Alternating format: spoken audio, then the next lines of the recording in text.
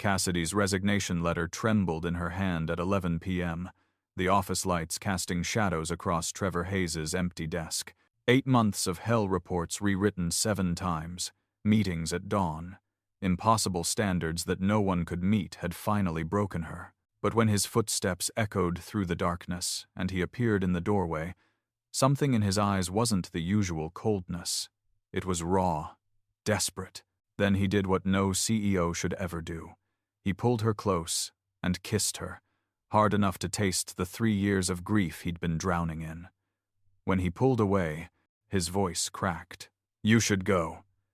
But his hands were still shaking, still reaching for her, and Cassidy realized with a jolt this man who'd driven her crazy for 8 months wasn't trying to destroy her. He was terrified of loving her. And that terror was about to unravel everything she thought she knew about Trevor Hayes, his dead wife, and the betrayal that turned a man into a monster who tested everyone he cared about. The morning Cassidy walked into Hayes Technologies for her first day, she'd felt invincible. 28 years old with an MBA from Stanford, references that made recruiters drool, and enough ambition to fuel a rocket launch. Trevor Hayes himself had conducted the final interview, his gray eyes assessing her with the precision of a jeweler examining diamonds. He'd asked one question that should have been a warning. "How do you handle failure?" She'd answered with the confidence of someone who'd never truly failed. His smile had been thin, almost sad. "Good," he'd said. "You'll learn." The office occupied the top 3 floors of a glass tower in downtown Seattle, all chrome and marble and windows that made you feel suspended in the clouds. Trevor's corner office was a study in controlled perfection, no family photos, no personal touches, just clean lines and the faint scent of expensive coffee that he brewed himself every morning at exactly 6:45. Cassidy learned his routines within the first week. She had to. Missing a single detail could mean redoing an entire day's work. The coffee had to be 75 degrees Celsius, measured with a thermometer he kept in his drawer. Reports needed exactly 1-inch margins. Times New Roman 12 point. No exceptions. Emails required responses within 5 minutes during business hours. 15 outside of them. She started setting alarms on her phone, sleeping with it under her pillow, jumping at every notification like a soldier under fire. By month 3, she'd stopped sleeping properly. By month 5, she'd developed a twitch in her left eye that wouldn't go away. Her friends stopped inviting her out because she always canceled. Always had one more revision to complete, one more standard to meet. Her mother called less frequently, tired of hearing the exhaustion in her voice. But Cassidy kept going because of one strange fact. She was good at this job. Better than good. Every impossible task Trevor threw at her, she caught. Every unreasonable deadline, she met. And every time she succeeded, he raised the bar higher, as if testing the limits of her endurance, searching for the breaking point he seemed certain would come. What she didn't understand was why. Why push someone who was clearly excelling? Why demand perfection from someone already giving it? The answer began revealing itself on a Tuesday night in late October, when 6-year-old Brooke Hayes burst through the office doors at 7 p.m., her purple backpack bouncing against her small shoulders. Trevor had been in a meeting, and the receptionist had already left for the day. Cassidy found the girl standing in the lobby, chewing her lower lip, trying very hard not to cry. "Daddy forgot me," Brooke whispered, and Cassidy's heart cracked a little. She knelt down to the child's level, smoothed her hand over the girl's dark curls so much like Trevor's, and said in the gentlest voice she could manage, "He didn't forget you, sweetheart. He's just very busy. Let's go find him together." Trevor's face when he saw his daughter went through 3 distinct phases: shock, horror, then something that looked dangerously close to self-hatred. He swept Brooke into his arms with a desperation that seemed out of character for the controlled man Cassidy had come to know. "I'm sorry," he murmured into his daughter's hair. "Daddy's so sorry." Over Brooke's shoulder, his eyes met Cassidy's, and for just a moment the armor cracked. She saw exhaustion there, loneliness, the weight of too many responsibilities carried by shoulders that were strong but not invincible. Then he looked away, and the wall went back up. "Thank you, Miss Chen," he said formally, as if she were a stranger who'd found his lost wallet, not the woman who'd just witnessed his humanity. "You can go home now." But Cassidy didn't go home. Something kept her rooted to that spot as she watched Trevor gather Brooke's things, his movements mechanical, his jaw tight. The little girl chattered about her day at school, oblivious to her father's tension, and Cassidy noticed the way Trevor's hands shook slightly as he zipped up the purple backpack.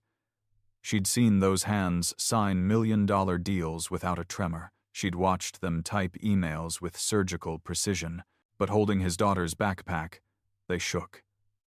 "Mr. Hayes," she heard herself say, her voice steadier than she felt. "Has Brooke had dinner?" Trevor froze, looked at his daughter, back at Cassidy. He started, then stopped. Brooke saved him. "Daddy always forgets dinner when he's working late," she said matter-of-factly, without accusation, as if this were simply how the world worked. Cassidy made a decision that would change everything, though she didn't know it yet. "There's a Thai place 2 blocks away that delivers," she said. "If you need to finish up here, I can stay with Brooke." She expected him to refuse. Trevor Hayes didn't accept help. He barely acknowledged needing it, but he looked at his daughter's hopeful face, then at Cassidy, and something in him surrendered. "Pad Thai," he said quietly. "She likes pad Thai with extra peanuts. And spring rolls. And—" "I'll figure it out," Cassidy interrupted gently. For the first time since she'd started working for him, Trevor Hayes smiled at her. A real smile. Small and brief as a match flame in the dark, but genuine. "Thank you," he said. And this time, he meant it. 2 hours later, Cassidy sat cross-legged on Trevor's office floor with Brooke, empty takeout containers scattered around them like the ruins of a feast. The little girl had talked non-stop about her best friend Harper, her teacher Miss Rodriguez, the caterpillar she'd found at recess that was definitely going to be the most beautiful butterfly ever. Cassidy learned that Brooke wanted a puppy, but Daddy said they didn't have time for one, that her favorite color was purple because it's the color of queens and I want to be a queen someday. That she sometimes heard Daddy crying at night but pretended she didn't because she didn't want to make him sad by knowing she knew. That last confession came out so naturally, sandwiched between comments about butterflies and pizza preferences, that Cassidy almost missed it. But she didn't. And when Trevor emerged from his meeting 40 minutes later to find his daughter asleep with her head in Cassidy's lap, something shifted in his expression. Something dangerous and tender and terrified all at once. "I should have been there," Trevor said, not quite meeting Cassidy's eyes as he carefully lifted Brooke into his arms. "I should have." He stopped, swallowed hard. "You didn't have to do this." Cassidy stood, brushing takeout crumbs from her skirt. "I know," she said simply. For a long moment they stood there in the dim office, the sleeping child between them like a bridge across an impossible distance. Then Trevor's phone buzzed with another email, another crisis, another demand, and the moment shattered. "I'll need the Morrison report revised by morning," he said, his voice back to its usual crisp authority. The margins were off by 1/8 of an inch. Cassidy felt the words like a slap. After everything, he was still, "Of course, Mr. Hayes," she said, her voice carefully neutral. She gathered her things and left without looking back, missing the way Trevor's shoulders sagged as soon as she was gone, the way he pressed his forehead against his daughter's and whispered, "I'm making everything worse, aren't I?" The next morning, Cassidy found an envelope on her desk. Inside was a handwritten note on heavy cardstock Trevor's personal stationery, the kind he only used for board members and major investors. It contained 3 words, "I was wrong." Below that, in smaller script, "The report was perfect. I'm sorry." She stared at those words for a full minute, her heart doing something complicated in her chest. Then she noticed the second item in the envelope, a 40% salary increase, effective immediately, and a single line, "Stay. Please. No signature. None needed. Cassidy pressed her palm flat against the note, felt the indentations where his pen had pressed harder on the word please, and made a decision she'd question 1,000 times over the coming weeks. She stayed. But staying meant entering a new phase of Trevor's incomprehensible behavior. If she'd thought he was demanding before, now he became impossible. He left confidential files unlocked on his desk, as if daring her to look. He asked her opinion on sensitive matters, then seemed to watch her response with an intensity that made her skin prickle. One morning, she arrived to find $200 in cash in her desk drawer, tucked under a sticky note that said only, "For yesterday's dinner. Thank you." She immediately returned it, leaving it on his desk with her own note. "I didn't do it for money." That afternoon, he called her into his office. "Why did you stay with Brooke?" he asked without preamble. No context needed. They both knew what he meant. Cassidy met his gaze steadily, refusing to be intimidated by the man who'd made her life hell for 8 months. "Because she needed someone," she said. "And because you looked like you needed someone to help you be there for her." Trevor's jaw clenched. "I don't need help." "Everyone needs help, Mr. Hayes," Cassidy countered. "You're just too proud to admit it." She expected him to explode, to fire her on the spot, to remind her of every boundary she'd just crossed. Instead, he laughed. It was a bitter, broken sound that had nothing to do with humor. "You don't know anything about me," he said quietly. "You don't know what I've been through or why I do things the way I do." "Then tell me," Cassidy challenged.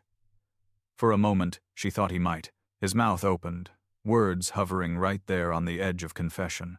Then his phone rang with a call from the board, and the moment vanished like smoke. The tests continued.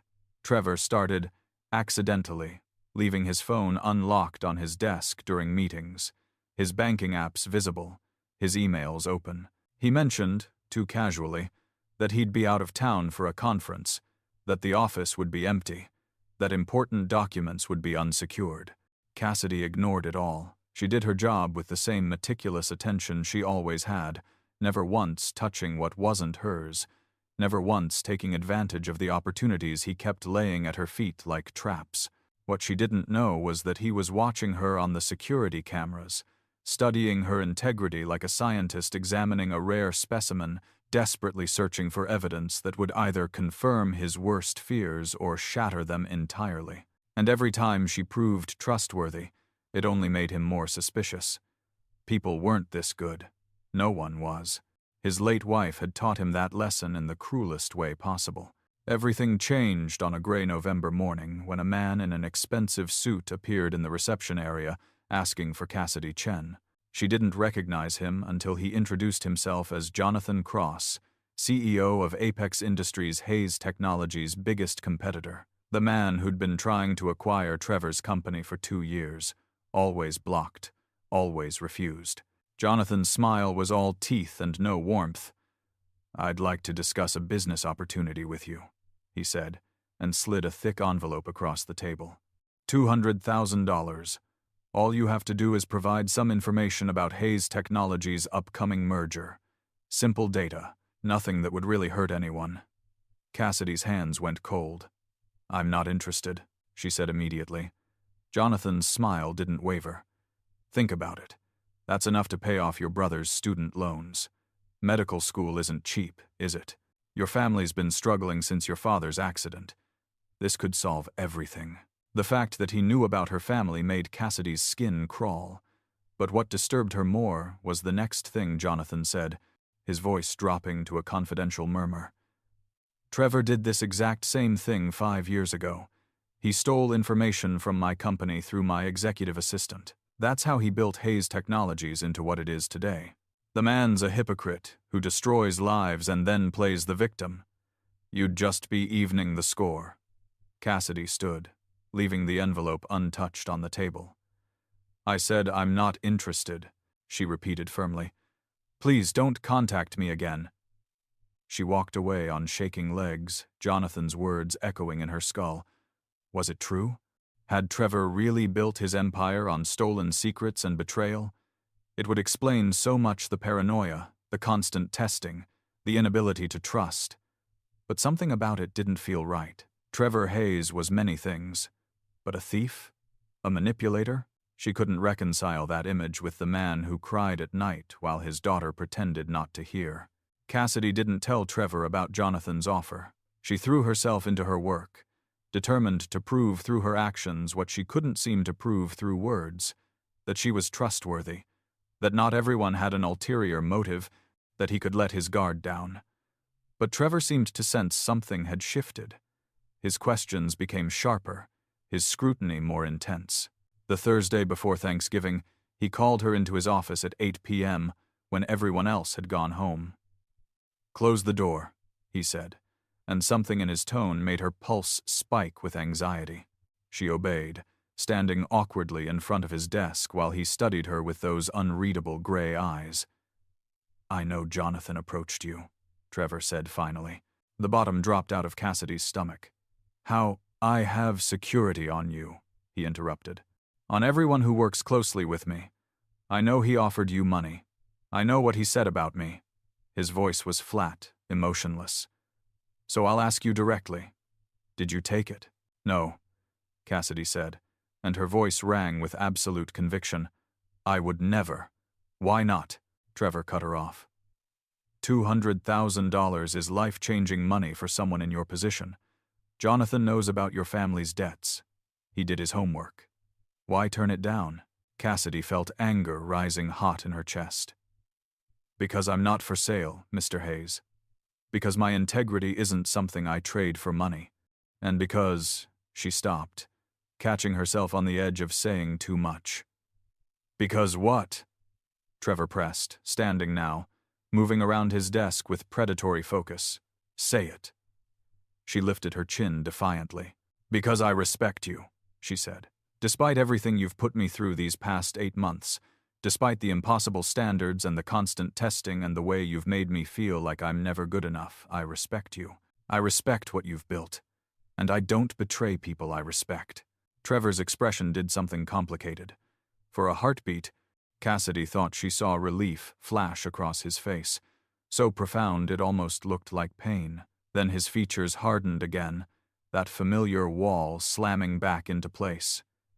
"You should have told me about Jonathan's approach immediately," he said coldly. "The fact that you kept it secret for 3 days is a breach of protocol. I could fire you for that alone." Cassidy's hands clenched into fists at her sides. "Then fire me," she said, surprising herself with her boldness. "Fire me, Mr. Hayes, if that's what you need to do. But stop pretending this is about protocol or rules or professional standards. This is about the fact that you're terrified to trust anyone, and you're punishing me for crimes someone else committed. I can't fix whatever broke you. I can only show up and do my job and hope that's eventually enough." The silence that followed was suffocating. Trevor stared at her like she'd slapped him. His throat worked as he swallowed. Once, twice. When he finally spoke, his voice was barely above a whisper. "Get out!" Cassidy didn't sleep that night. She lay in her small studio apartment, staring at the ceiling, replaying every moment of the confrontation. She'd crossed a line. She'd probably destroyed her career. But somehow, she didn't regret it. At 3 a.m., her phone buzzed with an email. From Trevor, no subject line. The body contained only a link to a news article from 4 years ago. Tech CEO's wife dies in crash alongside mystery man questions of infidelity plague Hayes Technologies. Cassidy sat up in bed, her heart pounding as she read. The article was brutal. It detailed how Trevor's wife, a woman named Vanessa, had died in a car accident with another man later identified as her personal trainer and lover.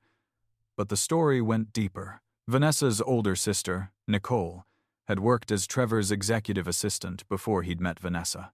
Nicole had introduced them. Nicole had encouraged the relationship, and Nicole had been systematically stealing company secrets the entire time, feeding them to competitors, building a case against Trevor that would have destroyed him if not for one thing. Vanessa's death had exposed everything. The article included testimony from a criminal investigation. Nicole had been arrested for corporate espionage. She'd confessed to orchestrating everything, getting hired as Trevor's assistant, earning his trust, then positioning her younger sister to marry him and gain access to even deeper company secrets. Vanessa had been complicit. She'd married Trevor for money, status, and the opportunity to help her sister destroy him from the inside. They'd been planning to divorce after cleaning out his accounts, taking Brooke, and disappearing with enough proprietary information to start their own competing company. The car crash had been an accident, but it had saved Trevor from a betrayal that would have destroyed not just his company, but his ability to ever trust another human being. The last line of the article gutted her. Hayes declined to comment, saying only that he wishes to focus on raising his daughter in peace. Another email arrived 5 minutes later. This one had text. "Nicole looked like you," Trevor had written. "Dark hair, kind eyes, brilliant mind. Everyone loved her. I thought she was the best employee I'd ever had. When I found out the truth, I wanted to die. I didn't, because of Brooke, but I promised myself I'd never be that stupid again, that I'd test everyone, push them until they broke or showed their true colors, that I'd never let someone close enough to destroy me." Cassidy's vision blurred with tears. "But you," the email continued, "you keep not breaking. You keep being exactly what you seem to be. And it terrifies me, Cassidy, because if I believe you're real, if I let myself trust you, and you turn out to be another Nicole, I won't survive it this time. So I keep pushing, I keep testing, and I keep hoping you'll either give up or prove me wrong. I'm sorry. I'm so fucking sorry. You don't deserve any of this." The next morning, Cassidy walked into Trevor's office without knocking. He looked up from his computer, dark circles under his eyes suggesting he hadn't slept either. Before he could speak, she placed a piece of paper on his desk. Her resignation letter. "I can't do this anymore," she said quietly. "Not because you broke me, not because the job is too hard, but because you're breaking yourself, Mr. Hayes, and you're using me as the hammer. I care about you too much to keep participating in your self-destruction." Trevor's face went pale. "Cassidy, I'm giving you 2 weeks' notice," she continued, her voice steady despite the tears threatening to spill. "I'll help you find a replacement. I'll document all my processes, and then I'm leaving, and you can find someone else to punish for what Nicole and Vanessa did to you." She turned to go, but Trevor's voice stopped her. "Wait." She paused but didn't turn around. She heard his chair scrape, his footsteps approaching. When he spoke again, he was directly behind her, close enough that she could feel the heat of him. "What if I don't want a replacement?" he said, his voice rough. "What if I want you?" Cassidy's breath caught. Slowly, she turned to face him. Trevor looked wrecked hair, disheveled from running his hands through it, tie loosened, the careful control he always maintained completely shattered. "You can't have me, Mr. Hayes," she said, and meant it in every possible way. "Not as an employee you don't trust, not as a test subject for your trauma. If you want me in your life, you have to actually want me. Not the idea of me, not the potential betrayal I might represent. Me." "I do," Trevor said desperately. "I do want you, Cassidy. I've wanted you since the day Brooke fell asleep in your lap and you looked at her like she mattered. Since the first time you stood up to me. Since every single morning you walked in here despite how terribly I treated you.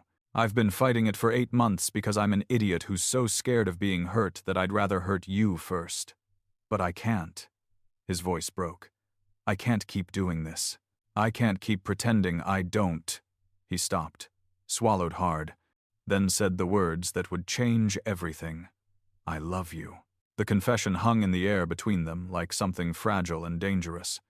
Cassidy felt her heart hammering against her ribs. "You don't love me," she said, but her voice wavered. "You don't even trust me." "I don't trust anyone," Trevor admitted, "but I love you anyway.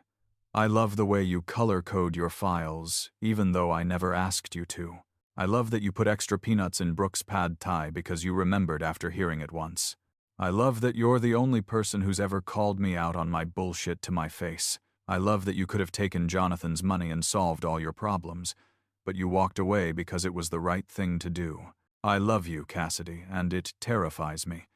and I'm sorry I showed it by driving you crazy instead of—" She kissed him.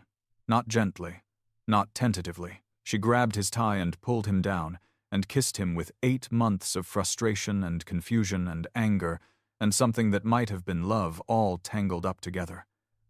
Trevor froze for half a heartbeat, then his arms came around her with desperate strength, hauling her against him like he'd been drowning and she was oxygen. The kiss tasted like unshed tears and too much coffee and relief so profound it was almost painful. When they finally broke apart, both breathing hard, Cassidy pressed her forehead against his and whispered, "You're an idiot, Trevor Hayes." He laughed, shaky and surprised. "I know. You put me through hell. I know. I should walk out of here and never look back." "Please don't," Trevor said, and the raw vulnerability in his voice shattered her last defenses. "Please, Cassidy, stay. Not as my assistant. Not as someone I have to test or doubt or hurt. Just stay. Let me try to do this right." Cassidy pulled back enough to look him in the eyes, seeing past the CEO and the scared father and the wounded man to something deeper, something worth fighting for. "What about Brooke?" she asked. "Does she know how you feel?" Trevor shook his head. "I haven't told her anything. I didn't want to confuse her if I left." Cassidy finished. He nodded miserably. "But I'm not leaving," she said firmly. "Not today. Not next week. But Trevor, you have to promise me something. Anything. You have to promise you'll stop testing me. Stop waiting for me to betray you. Start trusting that I'm exactly who I seem to be, someone who loves you and wants to build something real with you. Can you do that?" Trevor was quiet for a long moment, his hands still resting on her waist like he was afraid she'd vanish if he let go. "I can try," he said finally. "That's all I can promise, that I'll try." It wasn't a perfect answer. It wasn't a guarantee. But it was honest, and honesty was what they needed most. "Then that's enough," Cassidy said. "For now, that's enough." They stood there in his office, wrapped around each other as the Seattle skyline glittered beyond the windows, and Cassidy felt something shift in the universe. This wasn't a fairy tale ending. There would be hard conversations ahead, therapy. Trust built slowly, painfully, over time. But it was a beginning, and sometimes that was better than perfect. The scandal hit 2 days later when Jonathan Cross leaked a fabricated story to the press. Hayes Technologies CEO in inappropriate relationship with assistant. Was she involved in corporate espionage? The article included doctored photos of Cassidy and Jonathan's meeting, making it look like a romantic rendezvous rather than a rejected bribe. It alleged that Cassidy had been feeding information to Apex Industries for months, that Trevor knew and was covering it up, that the whole relationship was a cover for corporate corruption. By 9 a.m., Cassidy's phone was flooded with calls from reporters. By 10, there were cameras outside Hayes Technologies. By 11, the board of directors had called an emergency meeting.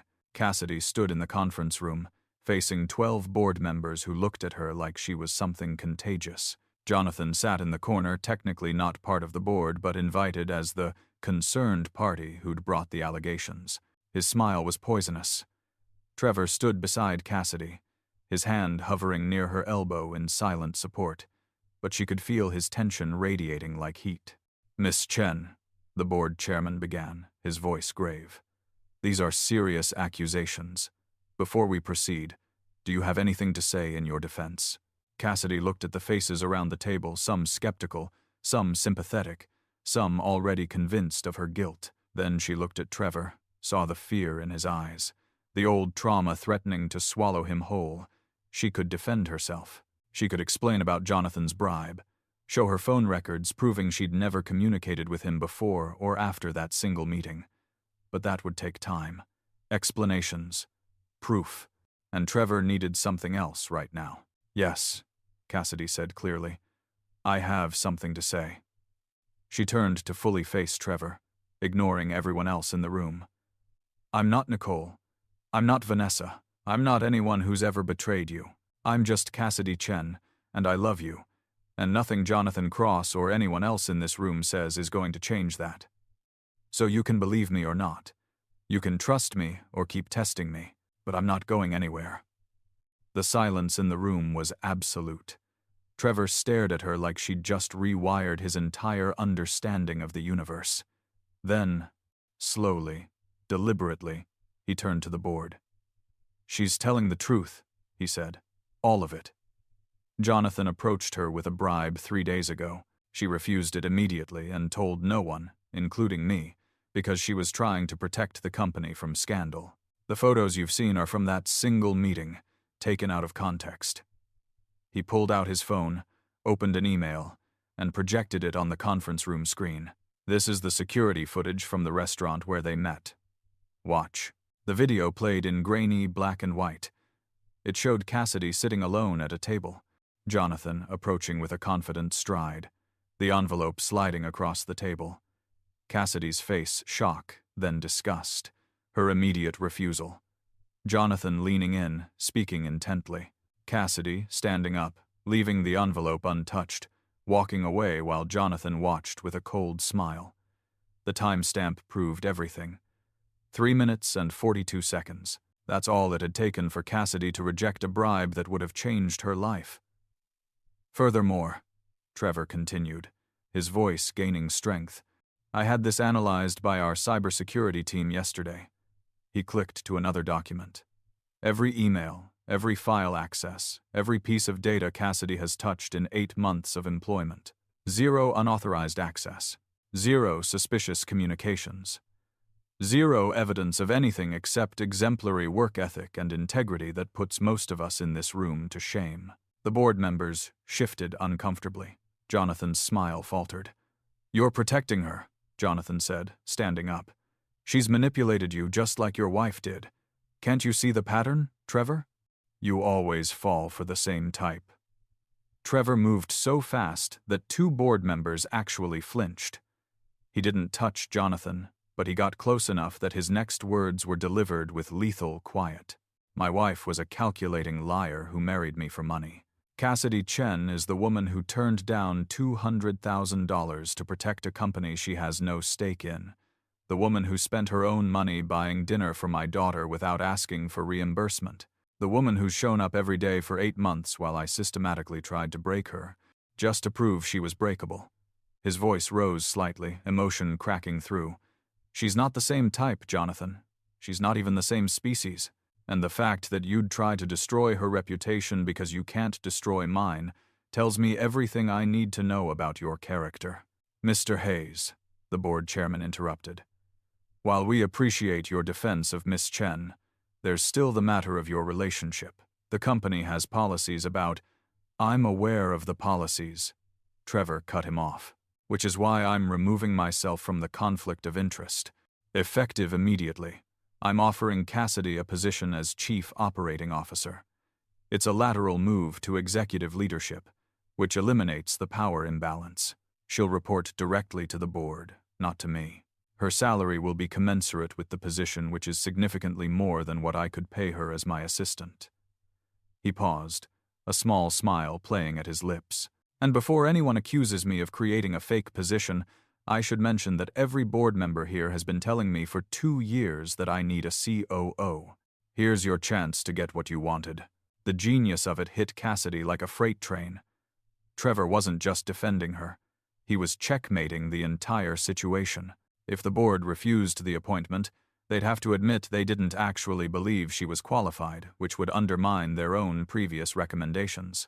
If they accepted, Jonathan's entire narrative collapsed. "Of course," Trevor added, turning back to Cassidy with something soft and vulnerable in his eyes. "Miss Chen would have to accept the position. I can't make that decision for her." Every eye in the room turned to Cassidy. She could feel the weight of the moment, the way the next words out of her mouth would define everything. Jonathan was watching her with barely concealed rage. The board members leaned forward with interest, and Trevor was looking at her like she was the only solid ground in his earthquake of a life, trying so hard not to hope and failing completely. "I accept," Cassidy said. "On one condition." Trevor's eyebrows rose slightly. "Name it." "You stop working 80-hour weeks.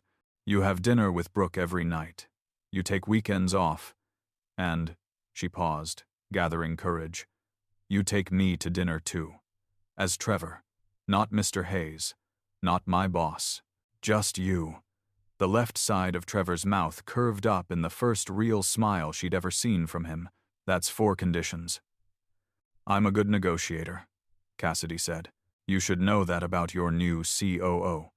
I do know that, Trevor said softly. I've always known that. Then, because they were already the subject of scandal and there was nothing left to lose, he closed the distance between them and kissed her. Right there in the conference room, in front of the board, in front of Jonathan Cross and his poisonous agenda. He kissed her like she was oxygen and hope and every second chance he'd never thought he deserved. When they finally broke apart, Jonathan was already storming out, and half the board members were trying unsuccessfully to hide smiles. Well, the chairman said dryly, I suppose that settles the question of your relationship status. Miss Chen, welcome to the executive team. I'll have legal draw up your contract by end of day. He stood, gathering his papers. And Mr. Cross, if you'd please see yourself out. I believe you've caused enough disruption for one morning. The meeting dissolved into murmurs and shuffling papers. Cassidy found herself in the hallway with Trevor, both of them slightly dazed by how quickly everything had shifted. Did that just happen? She asked. I think so, Trevor said. Did I really just make you COO to avoid HR violations? Yes. And you said yes. I did. Why? Trevor asked, and there was genuine curiosity in his voice. You could have walked away from all of this. The scandal, the complications, me. Cassidy reached up and straightened his tie, which had gone crooked during their kiss. Because someone very wise once told me that the person who drives you crazy might be the one teaching you what you're truly capable of, she said. And because I don't run from complications, I run toward them. Especially when they come with gray eyes and a daughter who needs someone to remind her father that he's allowed to be happy. Trevor caught her hand against his chest, holding it there over his heart. I don't deserve you, he said. No, Cassidy agreed. But you're going to try to deserve me. Every single day. And that's better than perfect. They went to pick up Brooke from school together that afternoon. Trevor leaving work at 3 p.m. for the first time in 3 years. The little girl came running out of the building with her purple backpack bouncing, then stopped short when she saw Cassidy standing next to her father. Miss Chen, Brooke shouted, then looked between them with a 6-year-old's terrifying perception. Are you and Daddy friends now? Cassidy and Trevor exchanged glances. Something like that, Trevor said carefully. Brooke processed this for approximately 3 seconds, then asked the question that mattered most to her. Does this mean you'll come to dinner with us? If you want me to, Cassidy said. I want you to, Brooke said immediately. Then, with the casual devastation children excel at, Daddy's less sad when you're around. They went to the Thai restaurant, the same one that had started everything. Brooke ordered pad Thai with extra peanuts and told Cassidy about her day in exhaustive, enthusiastic detail. Trevor watched them interact with something like wonder on his face, as if he couldn't quite believe this was his life now. At one point, Brooke spilled her water, and instead of the tension that would have appeared before, Trevor just laughed and helped clean it up. Accidents happen, he said, and met Cassidy's eyes across the table. She knew he wasn't just talking about the water. When they dropped Brooke off at home, Trevor's penthouse apartment with its 2 clean surfaces and lack of family photos, the little girl hugged Cassidy hard enough to crack ribs. Will you come back? She whispered. I'll come back, Cassidy promised. Good, Brooke said. Then, at maximum volume, Daddy, are you going to kiss her goodbye? Trevor's face went bright red. Cassidy bit back a laugh.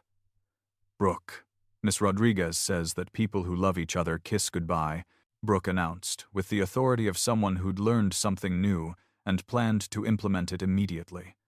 And Daddy said he loves Miss Chen this morning. I heard him on the phone with Grandpa. She looked extremely pleased with herself. So you should kiss her. Trevor and Cassidy stared at each other. I hate to argue with Miss Rodriguez, Trevor said carefully. But maybe we should— "Oh, just kiss her, Daddy," Brooke said, exasperated. "You're being weird." So Trevor kissed Cassidy, soft and sweet, and nothing like the desperate kisses from earlier. This one tasted like new beginnings and pad thai and the terrifying hope that maybe, just maybe, they could actually make this work. When they pulled apart, Brooke was grinning like she'd personally orchestrated a royal wedding. "Good," she declared. "Now can we get a puppy?" 3 months later, Cassidy stood in the same office where this had all started, but everything had changed. The space looked different now, softer, with photos of Brooke on the desk and a ridiculous cactus Cassidy had bought because every office needs something alive in it, Trevor. Her office was down the hall now, equally professional but decorated with her own touches. They kept their work relationship scrupulously professional during business hours. After 6 p.m., all bets were off. The company had thrived under the new structure. Cassidy's fresh perspective had streamlined processes Trevor had been too close to see needed fixing. The board was pleased. The staff was pleased.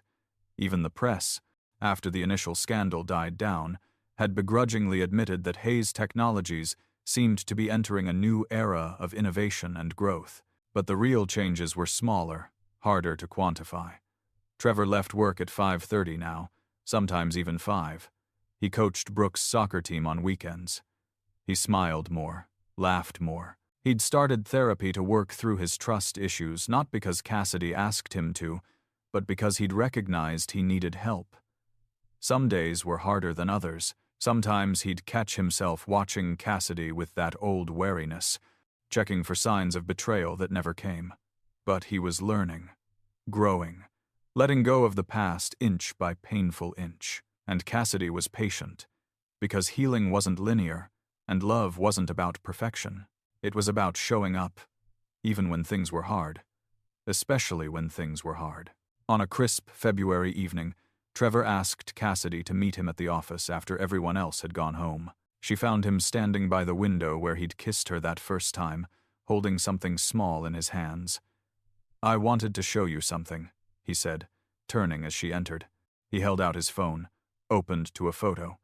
It was a picture of Cassidy asleep on his office couch from 2 weeks ago, when she'd worked late preparing a presentation. Brooke was curled up next to her, also sleeping, and someone had covered them both with Trevor's suit jacket. "I took this," Trevor said quietly, "and I realized something. For 3 years, this office was a prison, a place where I came to hide from my pain and pretend I was in control. But you've turned it into something else, something that feels like—" He stopped, swallowed hard, "like home." Cassidy stepped closer, studying the photo. She remembered that night. Remembered Brooke showing up because Trevor's mother had gotten stuck in traffic. Remembered the little girl insisting on showing Cassidy her spelling homework, then falling asleep mid-sentence because it was past her bedtime. Remembered the weight of Trevor's jacket settling over her shoulders and the brush of his lips against her temple when he thought she was asleep. "You did that," Trevor continued. "You took the worst parts of me, the paranoia, the fear, the damage, and you didn't try to fix them. You just loved me anyway, until I felt safe enough to start fixing them myself." He set his phone aside and took her hands. "I know it's only been 3 months.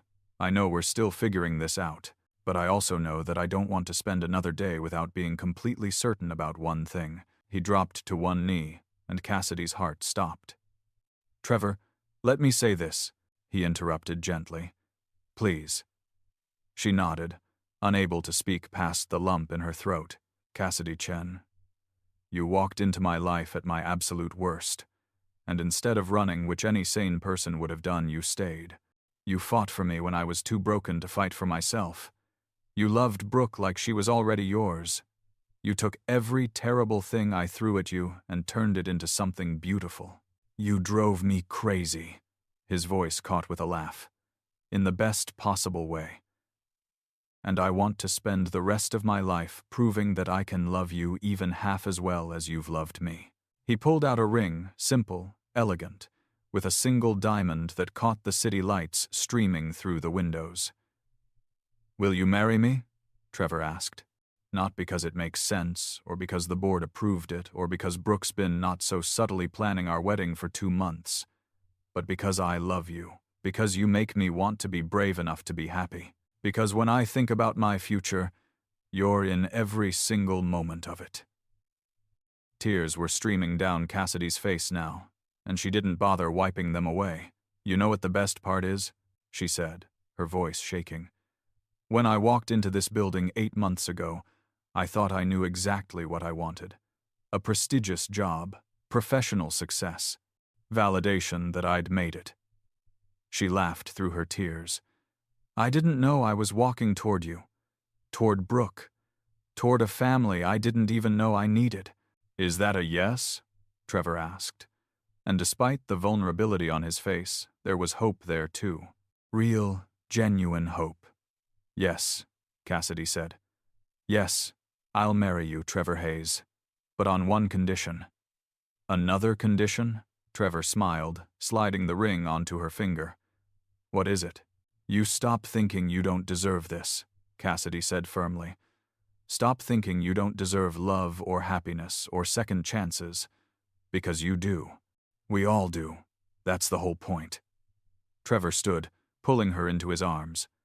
I can't promise I'll stop thinking it, he admitted, but I promise I'll try to believe you when you tell me otherwise.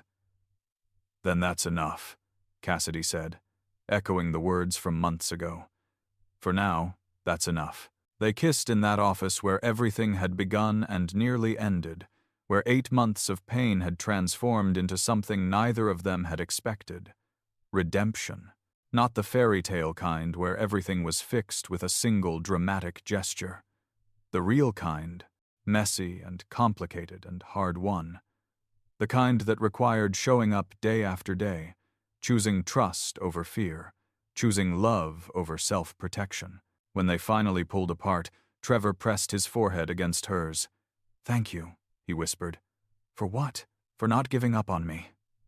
For staying when I gave you every reason to leave. For teaching me that being driven crazy by someone you love isn't a curse, it's a gift. Cassidy laughed softly. Well, you certainly drove me crazy enough to last a lifetime. Good, Trevor said, a smile in his voice. Because I plan on doing it for at least 50 more years. They left the office together, hand in hand, Trevor turning off the lights that had witnessed so many late nights and lonely hours. Tomorrow, they'd tell Brooke. Tomorrow, they'd start planning a wedding. Tomorrow, they'd face whatever challenges came next. But tonight, they just walked out into the Seattle evening, 2 people who'd found each other in the wreckage of the past and decided to build something new, something real, something worth every impossible standard, every test of loyalty, every moment of doubt that had led them here. And as the elevator descended from the top floor where it had all begun, Cassidy thought about the question that had haunted her for 8 months. Why had Trevor Hayes driven her so crazy? Now she knew. He'd been pushing her away with one hand while desperately hoping she'd stay with the other. He'd been testing her strength while terrified of his own weakness. He'd been building walls while secretly praying someone would care enough to climb them. She'd been crazy to stay, crazy to forgive him, crazy to fall in love with a man so broken he'd tried to break her too. But sometimes, crazy was exactly what love required. And sometimes, the person who drove you to the edge of madness was the same person who taught you what you were truly capable of. Courage, forgiveness, and the kind of love that didn't just survive the darkness, it transformed it into light.